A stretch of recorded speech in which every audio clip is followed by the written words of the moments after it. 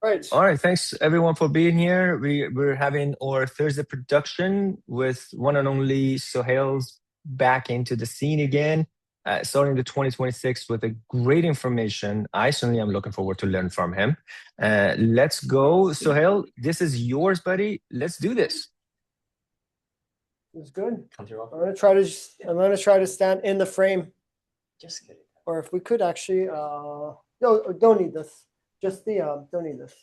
Don't need this? No, why do you even have this? Did I send you this? Oh, sorry. No, we don't need this. We need the deck. I sent you a deck, right? Yeah.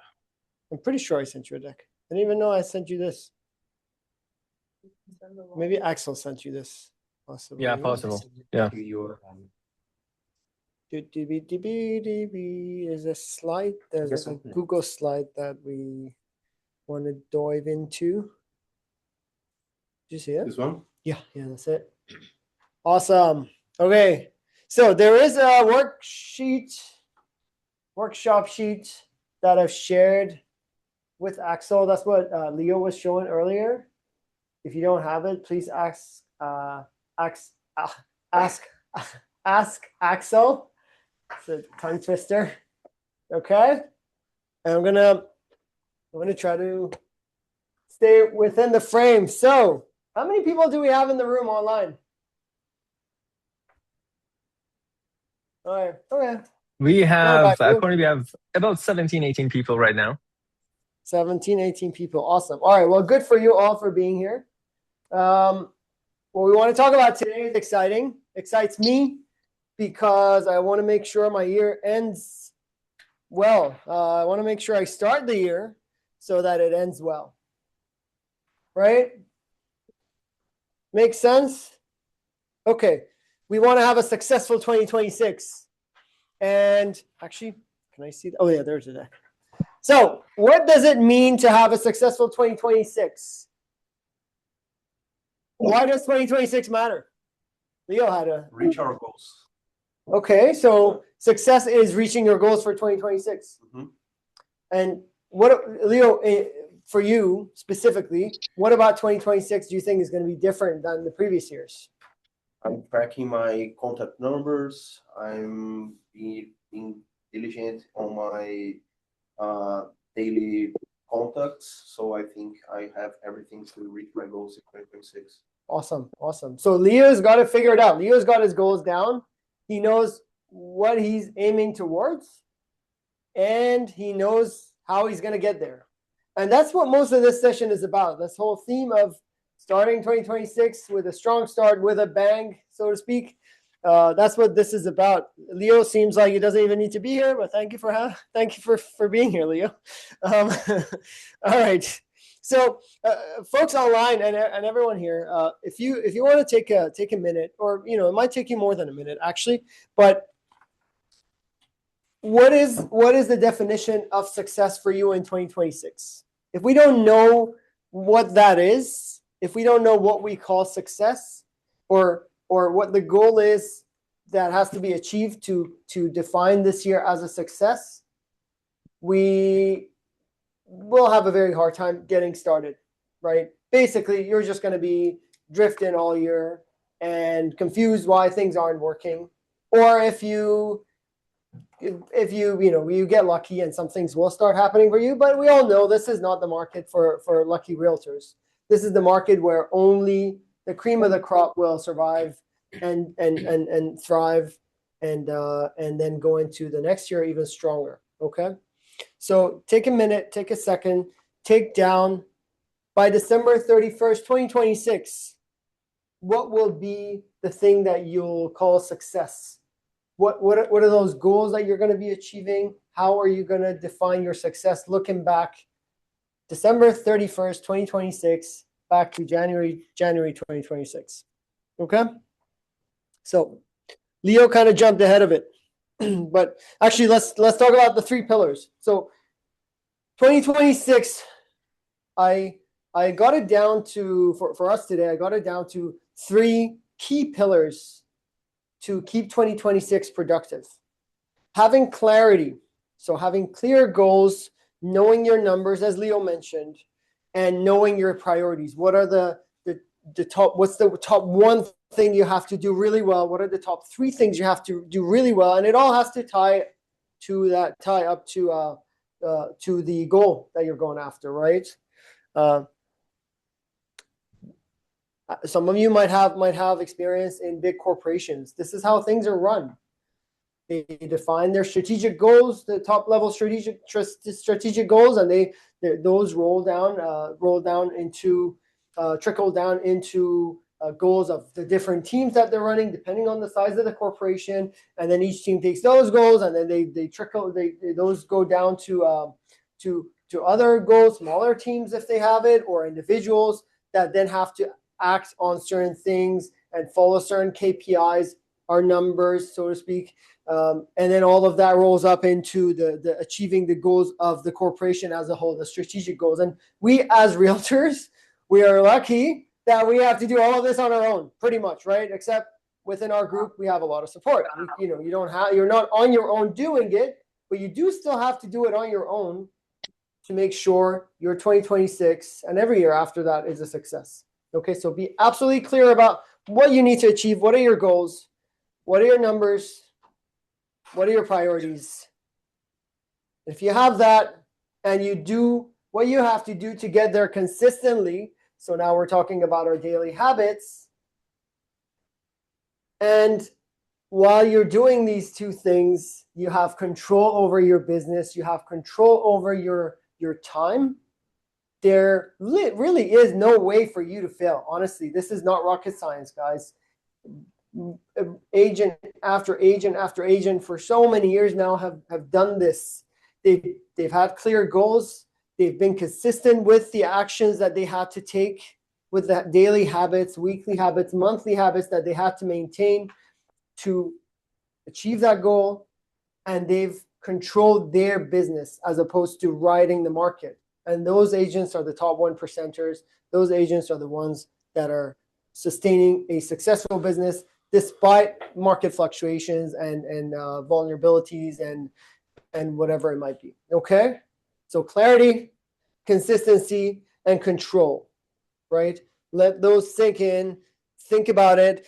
And the theme of this whole session today is going to be around these 3 things, right? So as we go through, we'll kind of do a half kind of quasi workshop session, and we'll take some information down that will hopefully, if you haven't got that information already, will hopefully help you, note it down, and then let it be a guide for you for the rest of the year. Okay.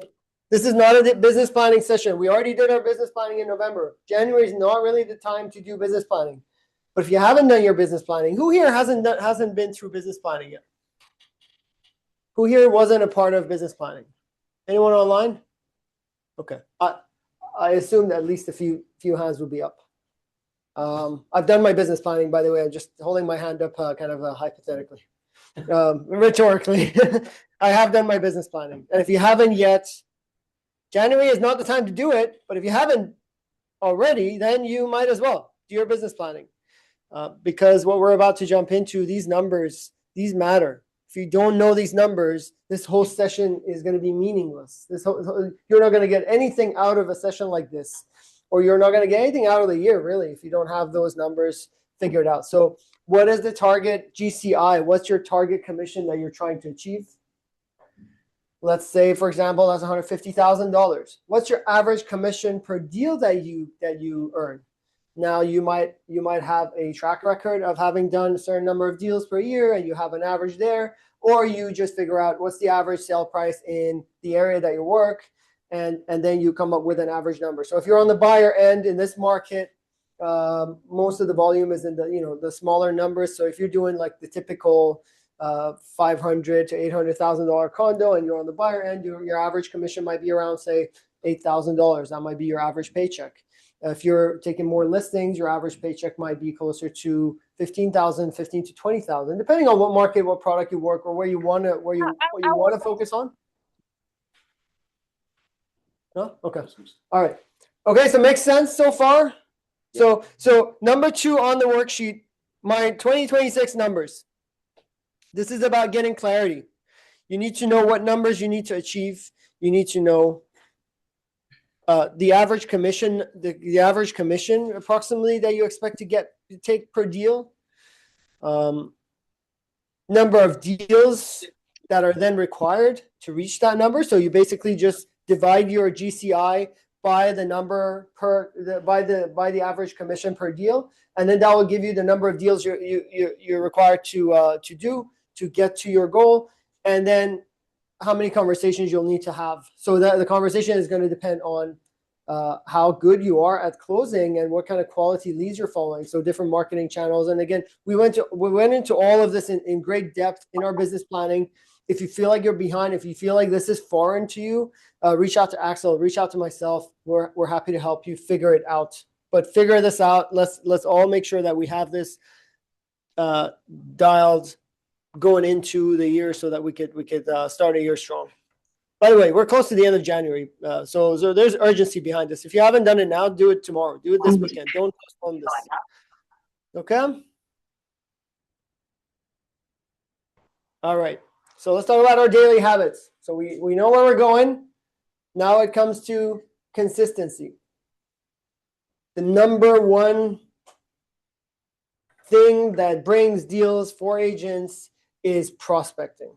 It could come in many different forms, or call it lead generation and prospecting. It can come in many forms. Leo, what are the different ways that you get your leads? What are the different ways you prospect on a daily basis? The sources of the leads. Sure, yeah. So we have the follow-up boss leads, the leads that the team provide to us.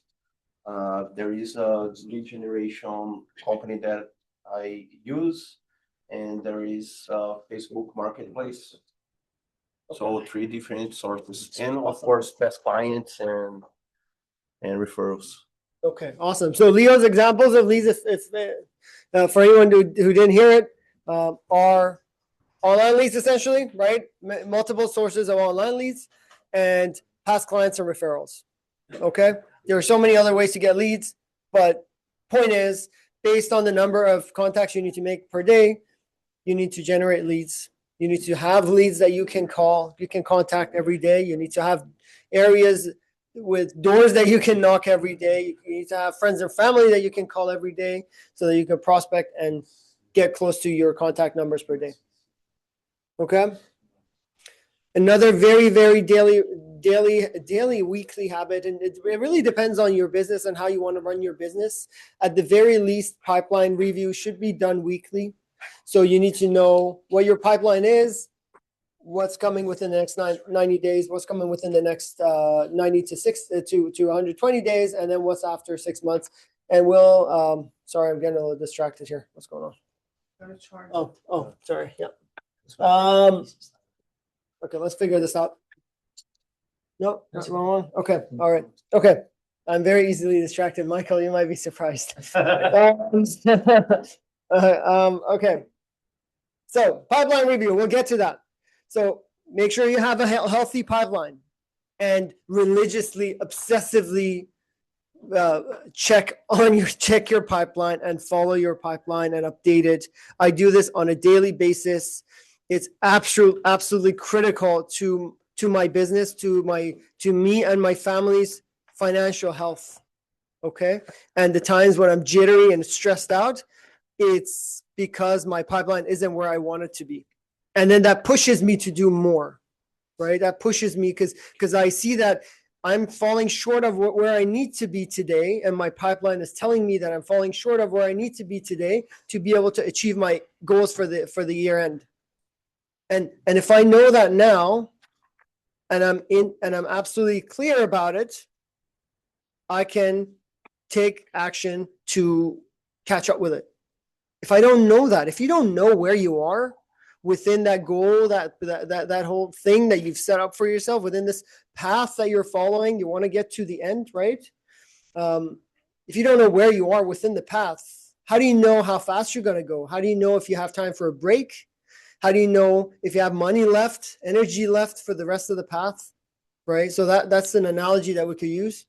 But knowing your pipeline is so important, and it will guide you through this path, okay? And then, of course, improving our skills. Guys, we have we have so many resources within the Align group. We have our pretty much daily role play sessions. I know I'm in 3 per week. We have these sessions.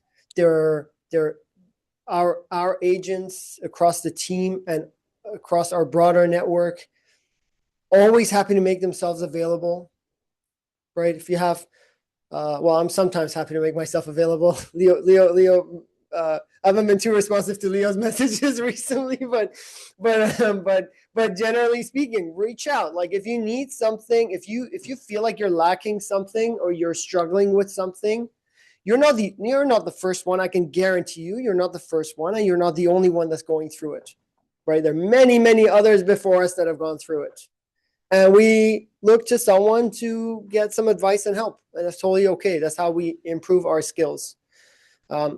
Every time I listen to a John Tsai session, every time I learn something. Yeah, me too. Every time. I've known John for 5 years now. We've been doing role plays together for 3-4 years at least. And still every time I learn something new. Sometimes it's something that I'm reminded of that I had forgotten because I didn't practice it, right? So let's all take advantage of all this. I know we have some of our newer agents, Leone. We have Ada, who's been here forever at this point. And we can all learn from each other, new, old. All right. Any questions so far? Any thoughts online? Any questions before we move on to the next bit?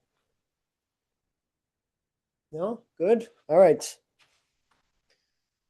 Okay. So we talked about us running our business and having to do everything for our business. Any business, any, small, big business, they usually have at least one weekly all hands meeting where everyone syncs up and they chit chat about things, and each department will give their reports. They review the business. If they have if there's a sales side to the business, which that's the biggest part of our business is the sales department. The sales department will give updates on the pipeline, on what deals are to come, so that the rest of the organization can support. And as an individual CEO that runs our entire business, we have to do this as well. If we don't do this, again, we're going to be walking in the dark. We're not going to know where along the path we are. We're not going to know what we need to adjust, where we need to improve, what needs to move to get us to our goal, okay, to get us to the end of this path. The end of the path being the end of the year. Obviously, that's, realistically, in real life, this is all one continuous path. There's no end to it, but we set some artificial ends like end of a year so that we could assign goals to it and, have some timelines for measuring things. So reviewing your pipeline, reviewing your previous week's activities. So this is the time, well, let's say on a Sunday or on a Friday or whenever it is during the week, or every 2 weeks, depending on how frequently you want to have this, how frequently you feel your business will need this to stay on track. You review your pipeline, you look at what deals you have going on, and we'll talk more about that in a second. You review your last week's activities. What did I do last week? What are my top clients from last week? And then your pipeline will give you this information. What are the most likely deals happening? Where did I miss any opportunities? What's holding me up in the past week? If I have a backlog of things that I have to still do and the week's at an end, what were the things that helped me out? Where were the bottlenecks? How can I address that next week? And then based on all of that, you can plan the next week. So you're going to have more clients next week. You're going to have your prospecting times that you've time boxed and everything. And we're not getting into that, but obviously, that goes with the daily habits and the action plan. And then you plan your next week, and then you basically know exactly what to do. Every morning you wake up, you know exactly what to do. You don't have to get creative. You don't have to think about it, right? Again, back to having that clarity in our business. In order to be able to stay consistent, you have to have clarity first. And that's why I started with clarity, because you have to have clarity to be able to stay consistent and take action. Okay? All right, so this is the pipeline slide that I was talking about. Where are we at now? We're on, okay, we went through number 4, non-negotiable habits. Go look through this worksheet as we're walking through these things. I didn't really really prepared to get deep into the worksheet. It's really a resource for you to go through in your own time. Each of us can do it. The pipeline one, that's number 5. This is so important again to me. This has made a huge difference. I felt the need for tracking my pipeline about 2.5 years ago. That's when maybe 2.5, 3 years ago. About the time when I was actually no, you know what? Yeah, 2 years ago, 2.5. Anyway, 2.5 years ago, when I became a full-time realtor, I immediately felt the need for a pipeline because my family's financial health depends on my business, my livelihood. This is the only source of income that I have. This is how I run my life, and I need to know what I'm expecting over the next 3 months. I need to know what I'm expecting 3 to 6 months. I need to know what I'm expecting 6 months plus, and that way I know we can plan a family vacation, right? That way I know we can plan a renovation. That way financially, right? Like budgeting for things. And that way I know if I need a day off to take care of some family stuff or some personal stuff or things at home or whatever, that I can afford to take that day off. Okay. That's kind of the biggest role that my pipeline plays in my business. And again, as a business owner, you need that. Every business owner needs this. If they're not doing it, they're just rolling the dice and going with the flow. And guess why over the past year, most realtors have been hurting? Because they don't treat this as a business. They just ride the market. And what's going to happen when the market goes down? When you're riding the market, you're going to slide down, right? You're going to slide right down. And depending on how comfortable and complacent you've been, you could potentially slide faster than the market does. In a sideways market, you can slide down. As soon as things get a little tough, you can slide down. So build your pipeline. You could do this on ChatGPT. That's where I'm keeping mine now. I started with a Google spreadsheet.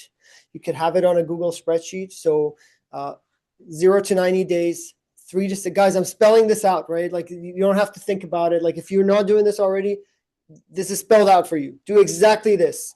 Hot prospects are the clients that you're working on actively, that are going to go through with their deal within the next 90 days.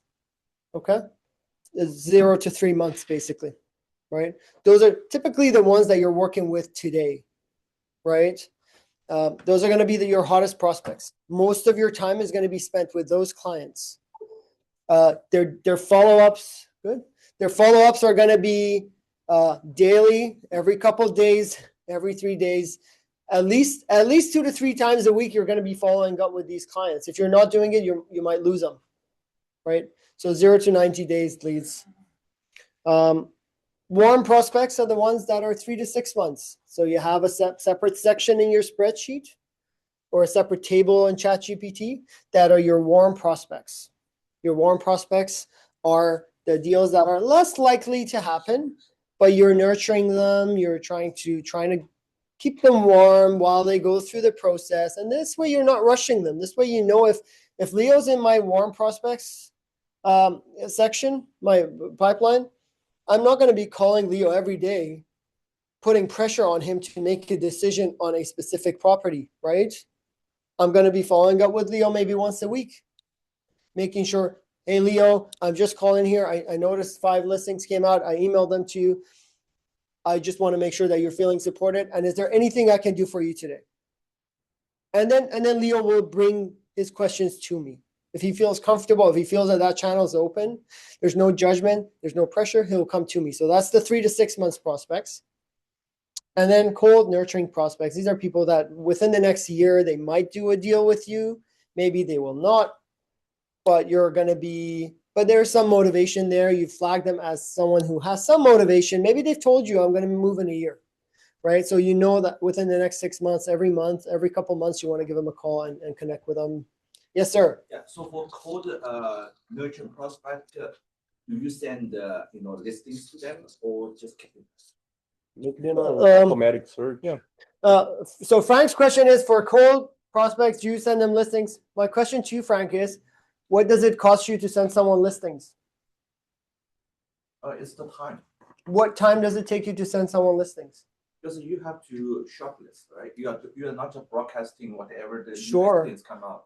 You have Sure. to spend time, do the homework. You don't want to. How long does it take you to set up a relatively refined search for someone who wants to move in a year? How long does that actually take you? 5 minutes. Okay. Do you have 5 minutes to send them listings?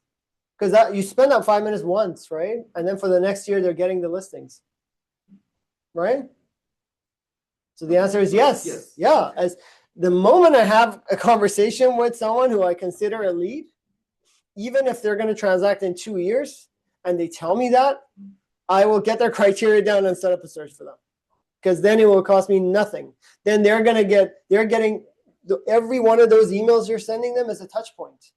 Every one of them counts as a contact, right? Every day you're contacting this person for the next 2 years.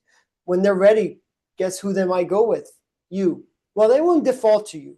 There are a lot of people that are getting listings from 10 different sources, so they won't default to you. I lost the shared.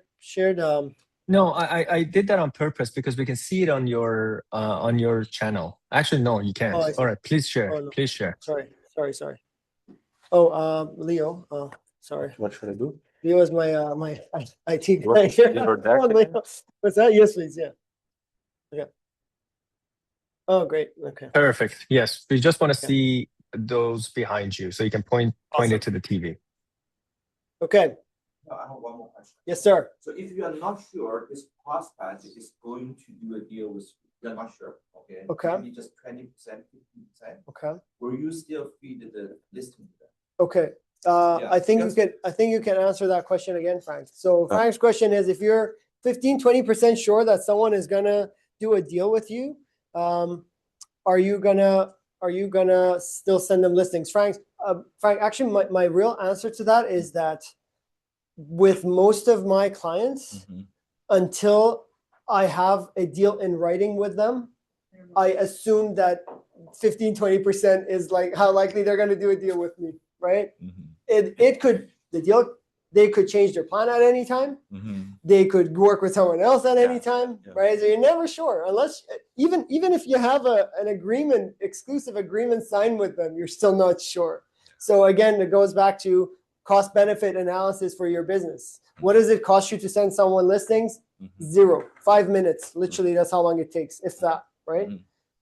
If you want to filter through listings, but then you don't do that for the cold pipeline. You do that for your hot pipeline, right? For your hot prospects. You do you search through their listings at least on a weekly basis, look at everything that's come out in the past week, send them some, just even if they're not in a rush and they really want to move in 3 months, the very least that this will achieve is to show them that you're on top of it for them. You're not like the 10 other websites and agents that are just sending them automated emails every day, right? It shows that you truly care. Yeah, but in the end, it's about the commission, right? So people that I noticed many realtors are different from us. Okay, they will say, "Hey, client, you go to find the property you like, and then I will write offers for you. I give you 50% back." It's Okay. not about the commission, Frank. I don't agree with that. But some realtors might work that way. That's a different business plan. My business isn't that way. I just signed a listing. It went live yesterday. I just signed a listing with a client who told me upfront that this other local realtor that is really good. She is really good. Her marketing is really good. She's local. Her niche is Tri-Cities. My client told me that this person offers all of these things plus staging plus marketing and all of that, but she charges 2.5%. I could have said, "Oh, it's about." Yeah, I know. I'm like, I told them, "Listen, Mr. Seller, I get it. We're talking $15,000 on your sale. I can't compete with them on commission, but what I can promise you is that I'm going to work really hard, and when it comes to negotiation, I'm going to easily make up for that $15,000 or more." Okay, the client signed with me. I was surprised that he signed with me. I frankly was. Right? Because they were really on the fence because they really believed in that other agent. So it's not about commission, Frank. I can't agree with that. For some people, it might be. Those are people that you can decide whether you work with or not. Right? So sorry I cut you off there, but I don't want that mindset to become my mindset. I don't want to have any exposure to that mindset being the reality of my business. because it will be so painful.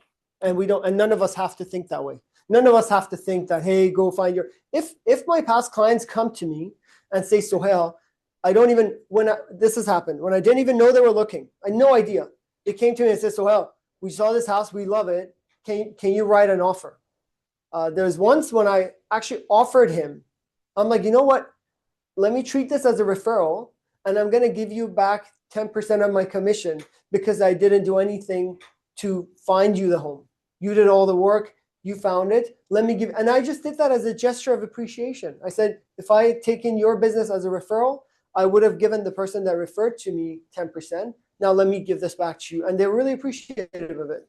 Now their whole family, every time they need anything, even if I really shouldn't be helping with that thing, they call me. Her mother, her parents just call me over the break. They had real estate questions. They called me. These guys have had like 10 other agents in the past. They've been investing in real estate for years. So, yeah, you make a business decision. If you give it away, business model, and it's not all about commission. Okay. Okay. Pipelines. We digressed, but I hope this is engraved in all of our heads.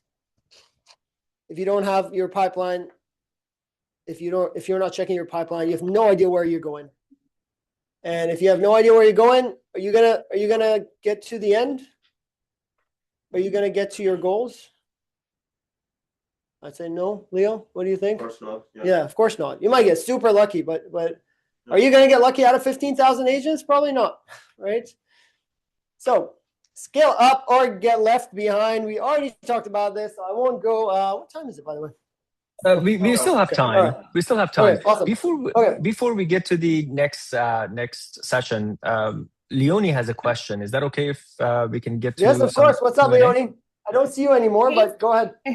Hey, Sohail. Okay, my quick question was AI. How do you utilize AI in your follow-up? I like AI. I try to automate a lot of my my things in my system just to keep me on track and to the point with the leads. Because sometimes like everyone messages at like 10 p.m. So I have tools in the background to help alleviate some of the follow-ups and the nurture, and then and I find that has helped me. But I want to know from you to see how you utilize AI in your system, if you do that at all. Sure. Yeah. I'll be honest. I use AI relatively lightly, actually. I have for our lead gen service with Agent Locator, it has an AI bot set up. When someone messages back before I've been able to respond, the AI will engage. If I'm quicker than the AI, I will be the one to respond, and I'll turn the AI engine off, the bot off. I use AI to plan my business. I use AI to polish up content here and there. I don't have AI calling my personal leads ever. I make a point to do that myself. And some of it is about, like, AI is very good to help you scale, but AI can also make you very lazy, in my opinion. AI will give you the impression that things are being done that aren't actually being done. No one is going to replace me and the service. I was having this conversation with Leo the other day. Leo was showing one of my new listings, and Leo was going to host the open house there. And this client was on my case. Well, they weren't on my case, but they were a little panicked when I mentioned to them that I'm not doing the open house myself. Well, there are like 5 other listings that I have to attend to. I can't do the open house for every one of them every weekend.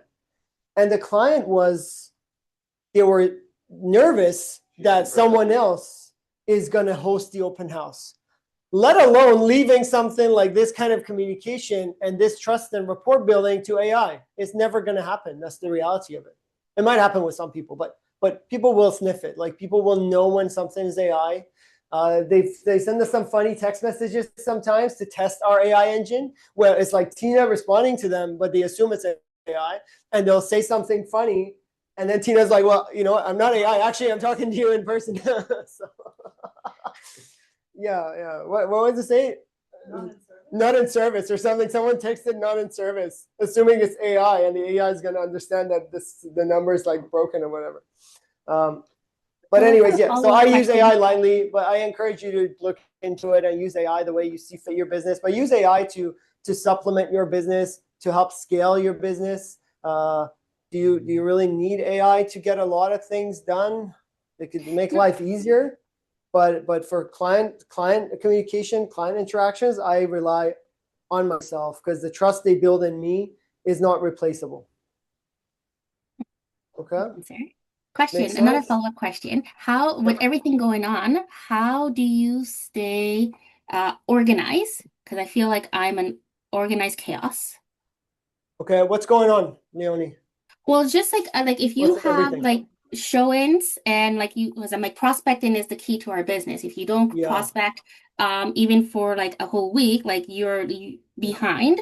But if you have show-ins, appointments, opening doors, like all these other things going on, how do you stay organized in the business to hit those goals? Sure.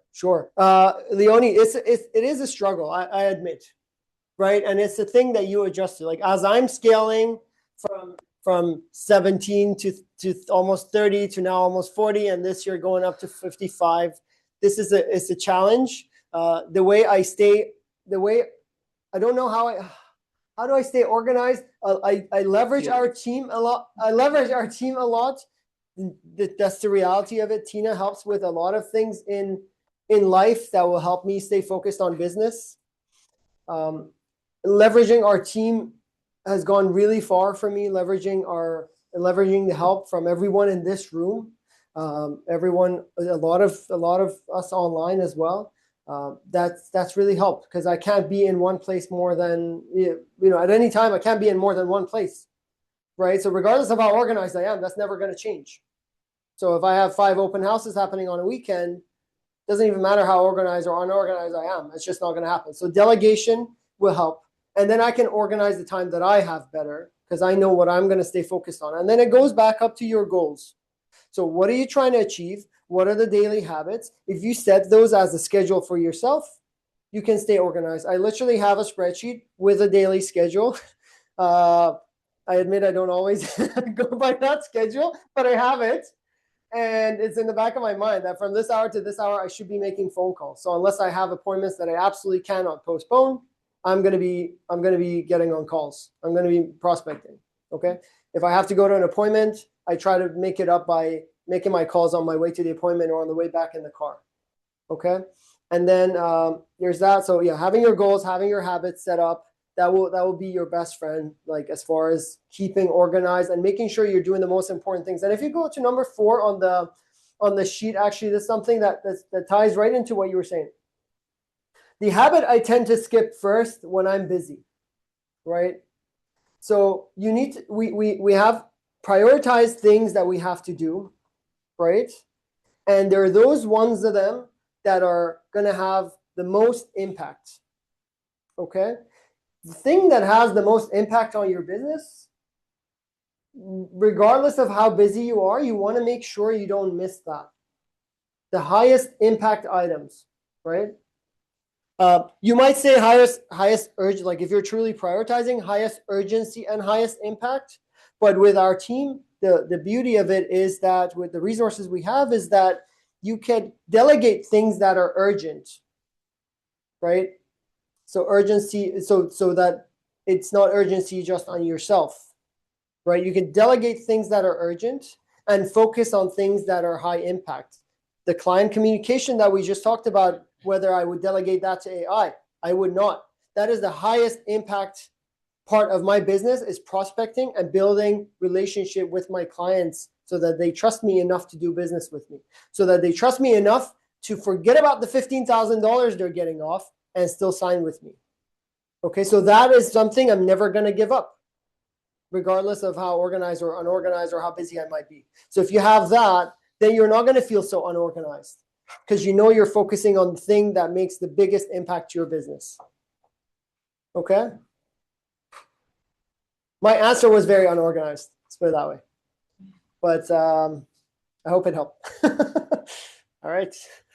Leo, how can I go like this? Google? Yeah. Google. All right. Scale up or get left behind. What are the top things we can do in 2026, given the current market environment, everything that's going on, as Leonie put it, pricing conversations. Guys, I can't even count the number of price adjustments I've had in the past like month and a half. Is it so important? There was a time back in December at some point, I was feeling kind of hopeless in some of my listings, to the point that usually my listings are in my hot pipeline, right? Because I'm fairly confident that I'm going to sell my listings within 3 months. And there was a point where I moved some of them to the 3 to 6 months or 6 months plus, because I thought this listing is priced so high, or I'm not getting the activity I need on it. And I have very little confidence that it's actually going to get sold before we take it off the market, right? So I pushed it back, and then I'm like, okay, well, I still need to make money. I've worked so hard to get this listing. My client still wants to sell it for sure. Let's have that conversation. Let's talk to them about a price adjustment, right? Obviously, what we're doing is not working. The other night, I took a phone call with a client at like 10 p.m., 9:30, 10 p.m., where she told me, Sohail, I'm not dropping my price. She's told me repeatedly, I'm not dropping my price. I'm going to wait until May, and maybe then. And then she said, I'm going to take it off the market, actually. So I had a conversation. Within a single conversation, she went from, I'm going to cancel the listing and wait, until, let me think about whether I want to adjust my price. The next morning, she messaged me, Sohail, let's drop it by $40,000. $40,000 on this listing is 4%, 4.5%. Pretty sizable, right? I hadn't even given her a price. She just came back to me with that price. I'm like, okay, yeah, I'll take that. That's because I prepared her when we listed that if we don't see such and such, we might be 5% overpriced. We're going to drop by 5%. So have those conversations. I know it might feel painful. What's more painful is having a listing drag on for months. Clients upset, you're annoyed, you're having to do showings and open houses and everything. That's a lot more painful than having a 10-minute conversation where the answer can potentially be yes or no. Yes, we're going to do a price drop. No, we're not going to do a price drop. If it's a no, are we going to keep it on the market? Are you, as the listing agent, happy to keep it on the market? And is the client happy to keep it on the market? Right? It could be a yes or no to either of those questions as well. And then you know where you're going at least. The very worst case, which a lot of times isn't a bad case, is that you just let go of that and you move on and find other business. Okay? Sohail, Yes, sir. if I ask a- Yes, of course. So I'm having a struggle with conversations like this because I've not been able to attend the role play, which is my loss. But my seller, the listing that I have in Abbotsford, it's priced pretty high. It's at least 7% overpriced. I listed at $839. It should have been at $789 for this market. But my client, his cost his landed cost is pretty much what I've listed it for, because he bought in the 2022 peak. Okay. So I did, indicate that 2 weeks from now we need to sit down to talk about a price reduction. Okay. Like Axel suggested, I'm going to try giving everyday updates now. That's what I'm going to aim for. Instead of the 2 times a week. And he sees the effort because I've been sending him data about like how many of these I got on social media, Re.ca, 11,000 impressions. So he's happy. And he said, let's try Facebook boost. I was like, no problem, I'll do that today. And they did say that, if you drop it by 10 or 20K, then I'm losing money. Yeah, okay. How do I deal with that? And I just try to pivot and say, you might lose 20 grand here, but I promise you I'll save you 50 grand on the other side, because so they're selling and buying. Yeah, selling and buying. But they want to, he's got debts that he wants to consolidate, so he's going to take a 3-month break rent and then then buy after 2 months. Okay. So let's summarize your question though. Yeah. What's your question? My question is, how do I get him to say yes to a price reduction? Because I feel like they are going to push back. Okay. You want him to, you're leading that question with, I know the answer already, right? Have you thought about maybe that makes your life a lot more difficult? Do you want to hear a yes, or do you want to hear their answer? All right? That's my conversation with this client on the phone. I wasn't expecting to hear a yes. I told her, listen, Mrs. Seller. It pains me to tell you this, but we've been on the market for a month and a half, and we're not getting any traffic. I wish this could be the sale price for your home. I wish we could sell your home for this price, but this is not the market for it. We could either keep it and nothing will change, or we could do a price adjustment or take it off the market. I'm okay with either one. I'm here to support you, right? I didn't go into that conversation expecting the answer I want. I wasn't trying to convince her to do anything at all. And it's really hard to do that, Nadish, especially when you're counting on that commission, when you expect that income, right? So here's the nice thing about doing your pipeline and managing things that way. You don't expect it unless it's firm. You don't expect that commission. You have it on your pipeline. There's a likelihood that it's going to happen, but you're not counting on it unless it's firm. So it kind of detaches you a little bit, and it lets you focus on getting other business instead of hurting so much about that one business. But the way to do that, though, and we do practice this in role play, so I would really encourage you to try to come. And if you can't come, find a role play partner to role play this with. One of the good ways to handle that is, if you wanted to sell at 2020 prices, which is where you bought, and I understand it's painful to feel like you're losing money, but if you wanted to sell at that price point, you'd also be buying at that price point. And the property you're looking to buy would have been $200,000 more back then. So you're actually, by the perception that you're losing $50,000 compared to 2020, you're actually up $150,000. If you knew that this financial benefit is there for you and this opportunity is there, would you take advantage of it? And again, you're not asking that to hear a yes or no. It truly is a financial opportunity for people making an upsize in this market, because those higher bracket prices have dropped more significantly in most neighborhoods, right? And those sellers are also losing money, by the way, right? Those sellers that are now selling for 1.2, they bought for 1.5, right? And some people just can't get over this mindset of focusing on the loss. And those people, I personally decide not to work with. I had a conversation yesterday. I had my last conversation with him. He has a condo in Brentwood. He bought it 3 years ago. He wants to sell it. If he sells it today, he's pretty much going to wipe off all of his down payment. He has a $90,000 down payment. Very good chance that he'll lose at least about 70 to the entire 90,000, right? After commission, after paying off his mortgage. And he decided not to go through with it. And I don't even want to list that property because he's just not motivated enough. He said he can hold on for the next year and a half. I asked him, what if you hold on for the next year and a half and the market gets worse? It's very possible. I would say it's probable at this point that could happen. The market could go sideways or down. Are you going to be okay with that? He's like, well, if I know that I'm going to lose everything today, how much worse can it get? It can actually get worse. You could go into bankruptcy. You could have to go deal with a foreclosure. Those are actually worse outcomes. And I share that with him. But I also respect that he doesn't want to list, right? I'm fully supportive of it. Like, if that's what he wants to do. I told him, when you're ready, I'm here for you. Okay. So we also had another client last year. They listed for different reasons that I won't get into. We got an offer for them too, and they couldn't accept the offer because of life events that happened. But that client was losing $100,000 on a $900,000 home. They were losing $100,000, almost all of their down payment. But they were happy to make that move. They were at peace with losing that money because they knew the duplex they're going to buy is going to be much cheaper than it was 2 years ago when they bought it. Well, they make up for it. Yeah, they make up for it. They net positive. Yeah. Thank you for that, Nidish. Good question. Okay, we've run out of time at this point. Axel, how are we doing? We're almost at time. We usually stop right around 12:15 or so. How many good. slides is it remaining right now? That's it, really. Skill up, and then 90-day execution plan.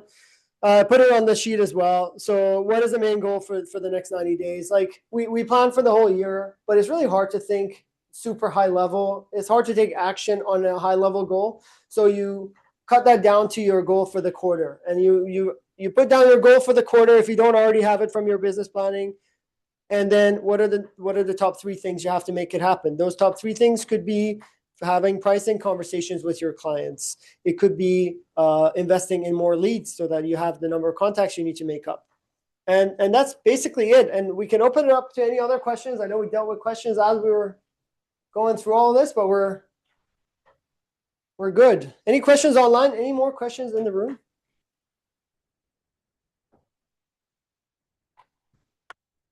No? We're all good? Okay. I don't see can't see any questions online either. Awesome. That was a great presentation. Thank you for sharing that. That was really cool. And I hope everyone has taken notes. And definitely, as Sohail suggested, if you haven't done your business planning, and remember, business planning has two sides to it. One side is for you to understand your finances on a personal level and on your business side. The second side of it that goes back to your business standard, to understand how much commission actually you want to charge based on the amount of time that you have spent on every listing, the amount of marketing you've done for it. So there's two sides to do the business planning. And if you haven't done it, it's too late. Get on it today, get on it tomorrow. Because right now it's only 9 days remaining to February. Sohail, that was a golden session. Appreciate you, buddy. We love to have you in this session and learn a lot from you. Thanks, everyone. Really grateful for everyone to be here. Let's go. Let's kill it. Have a great day, guys. Thanks, everyone. Let's make it happen. Bye-bye. Thank you.